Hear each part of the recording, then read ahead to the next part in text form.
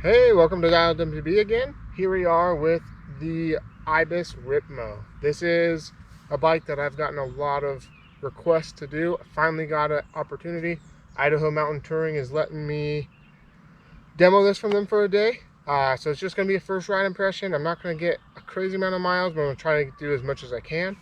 So this is the XT build. So it comes with a Fox 38 factory with a Grip 2 damper.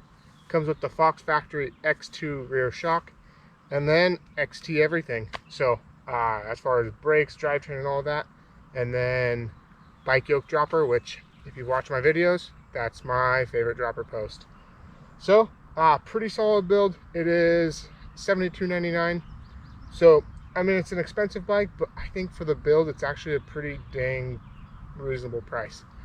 So let's see how this thing rides and get on the trails. All right, we're out at Eagle Bike Park. We're doing things a little different this time. I wanted to start off with the flow trail. Yeah, this thing's got some good pop to it. Oh yeah, lots of pop. Woo, that's rad. Yeah, this thing definitely likes to jump. That's pretty cool. I always like to bring the bikes to the flow trail first, just to get a feel for them, see how the suspension's working, all that. So, man, this is pretty cool. This bike really makes you feel like you can get some good air real easy. I think it kind of has to do with the suspension platform, the DW Link. I think it feels pretty supportive, and then I mean, honestly, it's just really supportive. Woo!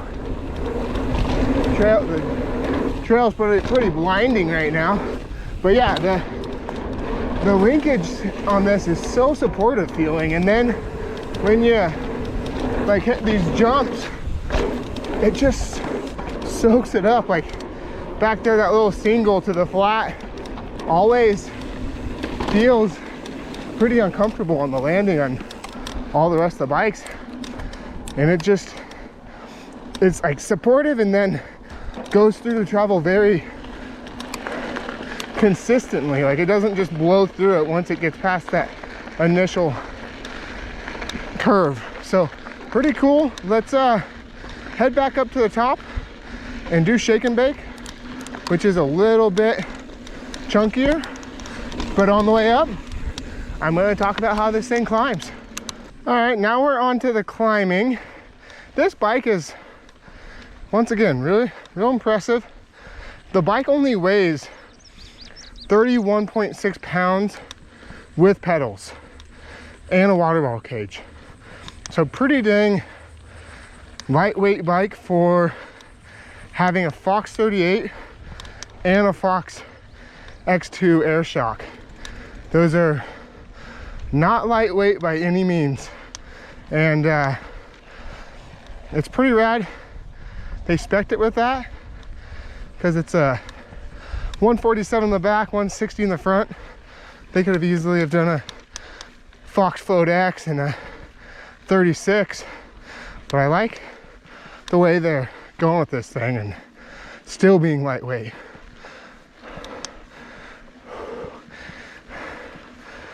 So one thing I've gone back and forth from, I've done one other climb and I went back and forth on the lockout, and there wasn't much of a difference. Like I was just talking about in the first little flow trail, it just has so much support, and I think that's why, like that upper like curve in the upper travel and the linkage curve, it just stays so supported and smooth, and then it feels like it just has a lot of grip too.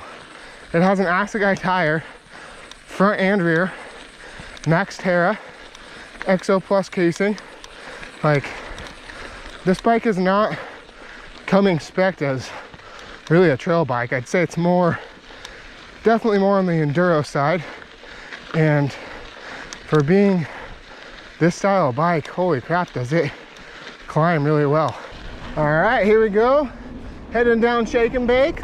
A little bit more rocks on it than Flow Trail. And if you guys have not subscribed to my channel yet, that would be awesome if you guys could. Man, so much pop. I wasn't even going that fast. I almost cleared that little deal. Pretty rad. This bike is really cool. Very, I hate to say it, but very confidence inspiring so far. Yeah, this is crazy. The XT drivetrain is working well, even though it's a demo bike and has probably got ridden really hard and not maintained great. So pretty dang impressive right here. The dirt here is not very much grip right now. I'm gonna take the right side because that's got some more chunk. Definitely a little bit of upset right there, but I think that's my suspension settings. I am running Ibis's recommended settings for the X2 rear shock. I couldn't find anything for 38s on their website, so I'm running 10 clicks out on the low speed rebound on the Grip 2, 5 on the high speed. That's kind of where I like to start, and it's working really good. Rebound I think is 6 and 8, but I'll have to double check that. All right, so let's talk about geometry real quick. This is a medium. It's got a 460 millimeter reach, 1219 millimeter wheelbase, and across the entire range of sizes, it's a 435 millimeter chainstay. And then the head tube angle is 64.9 degrees, so all the numbers seem pretty dang good. It's a little bit long for a medium. They say the medium goes up to 5'8". I honestly think that the medium size range should go up to about 5'10".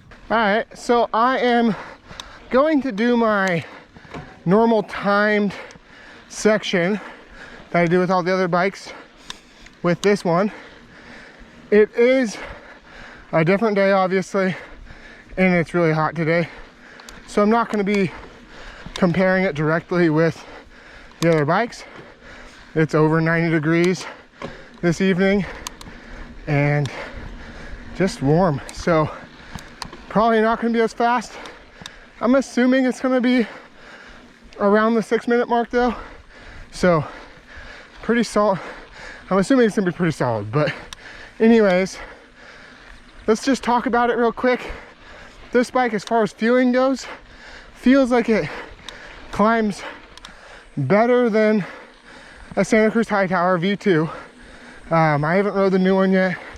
I should have one of those soon, but not quite as good as a SB 130, and a little bit better than an SB 150. Also better, feels like it climbs better than a Da Vinci Troy, which is 140, 160. Yeah, very impressive climbing bike so far for what it is.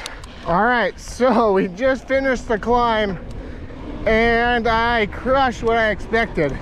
I thought it was gonna be about 6 minutes. It was 5 minutes and 12 seconds. And I also realized that my rebound was a little messed up. I went to 4 high speed and 5 on the low speed. It was not at that, so it was springing up a little faster. I think that might have been why it was so poppy. but I'm not going to take away too much from that. Man, this bike is pretty dang good. Yeah, super comfortable bike. I'm gonna go the fast way this time. So I would confidently recommend this to just about anyone. Gosh, it is a really comfortable bike for climbing. I just proved to myself how fast of a climber this thing is, and it just feels like a play bike that when it gets in some rough stuff, it can just kind of shred, which is really cool how nimble and, like I said, playful this thing is. Holy crap, man. This thing is rad. I like to use that word a lot, but all these bikes are just so good. I love Shimano XT brakes. They're rubbing a little bit, but that is, I think, just kind of chalked up for being a demo bike. 31.8 carbon bars, 40mm stem. I am really digging that. I put a 40mm stem on all my bikes. All right, so what do I think about this bike? Obviously, I'm super impressed with it. Oh, it's pretty. Sun's right in my eyes, but yeah, I'm pretty dang impressed with this bike.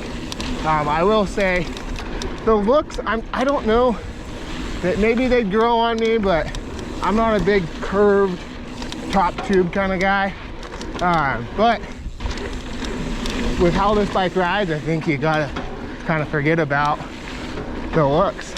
It pedals well. This is pretty, I mean, I'm climbing a little bit right now, and it accelerates super well. Descends amazing, corners very well. I am just very impressed overall with this bike, which I just keep saying that. But anyways, let's wrap this thing up. Overall, first ride impressions, really, really good. And if you haven't liked this video, subscribe to my channel, and like always, get out and ride.